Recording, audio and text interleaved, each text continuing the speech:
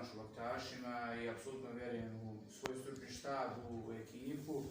Očekujem veliku podršku iz loptaša ovim putem da kažu veliki broj navijača i očekujem da će biti finale Kupa za Budućnosti. Hvala. Sada riječ dajem šef stručnog štaba. Poštovanje. Evo, direktor je već najavio, sigurno bitna utakmica, jedna od većih utakmica u zadnje vrijeme za fudbalski klub Loptaši.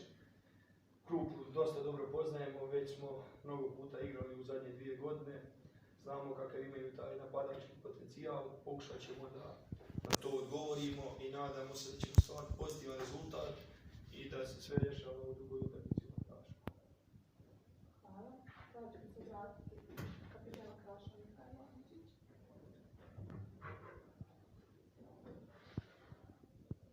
Pozdrav svima, htio bih da pozdravim sve prisutne.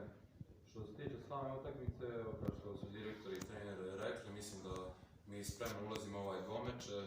Naš cilj je, kao što su rekli, finale i samim tim osvajanje kupa.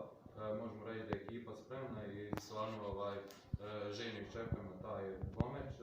Daćemo sve od sebe. Što se tiče ekipe Krupe, mi stvarno imamo ogroman respekt prema toj ekipi, znamo da imaju kvalitet i daćemo sve od sebe da pobjedimo, da donesemo pozitivan rezultat iz prvog dvomeča i da u Loptašima slavimo prolaz